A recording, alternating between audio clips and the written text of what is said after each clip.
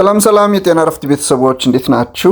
ዛሬም በአንድ መረጃ ወደ እናንተ ተመልሻለሁ። እንግዲህ በዚህ ፕሮግራም በጾም ወቅት የትኞቹ ምግቦች እናዘውትር፣ ከየትኞቹ ምግቦችስ መራቅ አለብን፣ እንዲሁም ጾምን በተመለከተ ተመራማሪዎችና ሳይንቲስቶች ምን ይላሉ የሚሉትን ሐሳቦች በተመለከተ አጠር ያለ መረጃ ወደ እናንተ አደርሳለሁ። እንግዲህ እንደተለመደው እናንተም የጤና ረፍትን ሰብስክራይብ፣ ሼር፣ ላይክ በማድረግ ቤተሰብ እንድትሆኑ ጋብዛለሁ። አብራችሁን ቆዩ።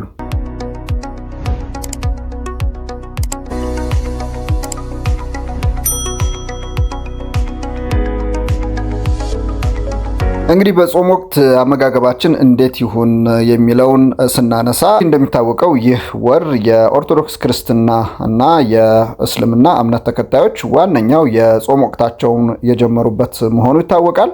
እንግዲህ ጾም ከሃይማኖታዊ ስርዓትነቱ ባሻገር በሕክምና ባለሙያዎች ዘንድም ለተወሰኑ ሰዓታት ከምግብ ተቆጥቦ መቆየት ጠቀሜታ እንዳለው ይመክራሉ።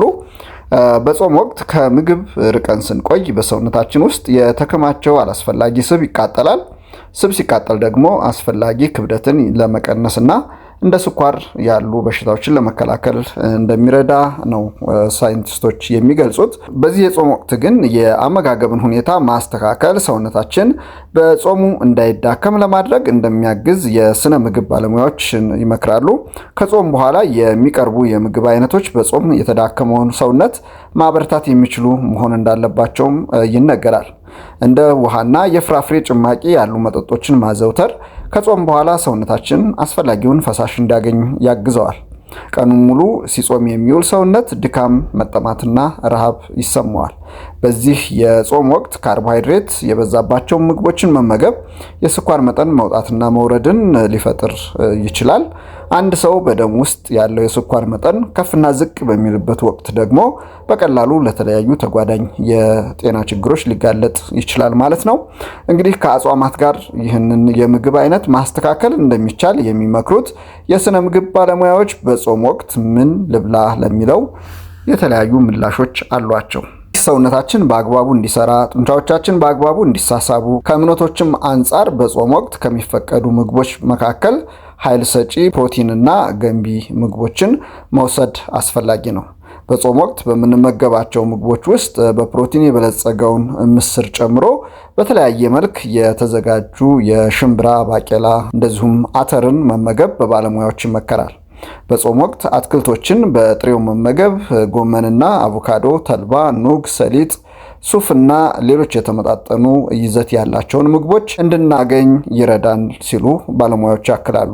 እንደዚሁም የስነ ምግብ ባለሙያዎች አክለው ለረጅም ጊዜ ያለ ምግብ ለመቆየት የድካምና የረሃብ ስሜትን ለመቀነስ ወደ እንቅልፍ ከመሄዳችን በፊት የምንመገባቸው ምግቦች 70% ውሃ የሚይዙ እንዲሆኑ ይመክራሉ። ባለሙያዎቹ እንደሚሉት ምግቦቹ በ3 ደረጃዎች ተከፋፍለው መወሰድ ይኖርባቸዋል ይላሉ። ወደ እንቅልፍ ከመሄዳችን በፊት ለመጨረሻ ጊዜ የምንመገበውን ምግብ በሰላጣ መጀመር ጠቃሚ ነው የሚሉት የስነ ምግብ ባለሙያዎች ሰላጣ ውስጥ ብዙ ጨው እንዳይገባ መጠንቀቅ ያስፈልጋልም ይላሉ። ምክንያቱም ብዙ ጨው ከተበላ ከጥቂት ሰዓታት በኋላ ሰውነታችን ብዙ ውሃ ይፈልጋል። እንደዚሁ አክለውም በሁለተኛ ደረጃ የስኳር ምግቦችን የያዘ ነገርን መምረጥ ጠቃሚ ነው ሲሉ ይደመጣሉ።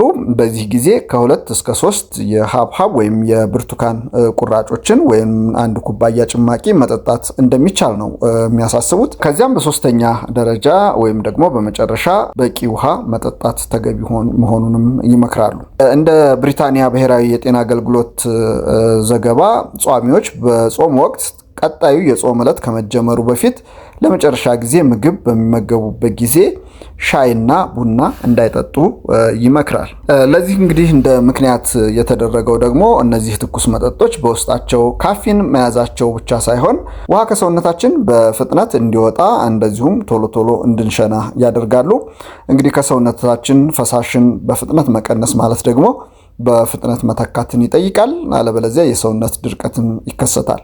የሰውነት ድርቀት ደግሞ ወደ ራስ ምታት፣ የደም ግፊት መቀነስ እንዲሁም የኩላሊትና ሌሎች የጤና ችግሮችን ያስከትላል ማለት ነው። ጾም ለጤናችን ምን ጥቅም አለው የሚለውን ስናይ በጠቅላላው እንግዲህ ጾም ለጤና ጥቅም እንዳለው ነው የሕክምና ባለሙያዎች የሚናገሩት። ለዚህም ነው እንግዲህ የኢንተርሚተንት ፋስቲንግ በአሁኑ ወቅት ታዋቂነቱ የጨመረው ማለት ነው። ይህ የጾም አይነት ምን መብላት አለብን ወይስ የለብንም ሳይሆን መቼ መብላት አለብን የሚለው ላይ እንደሚያተኩር ይታወቃል። እንግዲህ በየቀኑ ለተወሰኑ ሰዓታት ያክል ምግብ የሚባል አለመቅመስ እንደሆነ ዋናው ሐሳቡ ይታወቃል። እንግዲህ ሰውነታችን ያከማቸውን ስኳር ከተጠቀመ በኋላ ወደ ስብ ያመራል። ስብ ሲቃጠል ደግሞ ክብደት መቀነስን ያመጣል ማለት ነው። ይህ ሂደት ሜታቦሊክ ስዊቺንግ ይባላል። እንግዲህ ጥናቶች እንደሚጠቁሙት በኢንተርሚተንት የጾም ሂደት የሚገኙ የጤና ጥቅሞች የደም ግፊት መቀነስና የኮሌስትሮል መጠን መረጋጋትን ያመጣል ይላሉ። ይህ ደግሞ በተራው አይነት 2 በተባለው የስኳር ህመም ከመያዝ ይታደጋል። ስለዚህ ተመራጭ እየሆነ መጥቷል ማለት ነው። በተለይ የረመዳን ጾም በጊዜ የሚገደብ የጾም አይነት ስለሆነ ኢንተርሚተንት ጾም ወይም ደግሞ ኢንተርሚተንት ፋስቲንግ ከተሰኘው ጋር ሙሉ በሙሉ ሊመሳሰል የሚችል እንደሆነ ነው ሳይንቲስቶች የሚገልጹት። እንግዲህ ዘ አሜሪካን ጆርናል ኦፍ ክሊኒካል ኒውትሪሽን የተሰኘው ድረገጽ በቅርቡ ባወጣው ጽሑፍ የረመዳን ጾም ምግብ በሰውነታችን የሚኖረውን ሂደት ወይም ሜታቦሊዝም ለውጥ ጤናማ እንዲሆንና ገዳይ የሚባሉ በሽታዎችን እንዲቀንሱ አስተዋጽኦ አድርጓል ሲልም ገልጿል። ጥናቱ እንደሚጠቁመው የረመዳን ጾም ሰዎች በተለያዩ በሽታዎች የመያዝ ዕድላችን ይቀንሳል ሲል ነው ያስታወቀው። ነገር ግን በኢፍጣር ወቅት አብዝተው የሚመገቡ ሰዎች ደግሞ ክብደት ሊጨምሩ እንደሚችሉም ነው የሚያስጠነቅቁት። እንግዲህ በመጨረሻ ለመሆኑ ጾም ምን አይነት ጉዳት ሲኖረው ይሆን የሚለውን ስናይ የረጅም ጊዜ ጾም ጉዳቶችም እንዳሉት ችላ ልንል አይገባም ይላሉ ሳይንቲስቶቹ። በተለይም የኦርቶዶክስ ክርስትና ሃይማኖት ተከታዮች የወተትና የስጋ ተዋጽኦችን መጠቀም ስለምናቆም በደም ውስጥ ያለው የካልሲየም መጠን ይቀንሳል። በመሆኑም በጾም ጊዜ ወተትን፣ ስጋንና ሌሎች ካልሲየም የያዙ ምርቶችን የሚተኩ ምግቦችን ማካተት አስፈላጊ ነው የሚል ምክር ይሰጣሉ ማለት ነው። ከካልሲየም በተጨማሪ የፕሮቲን እጥረትም ሊያጋጥም ይችላል።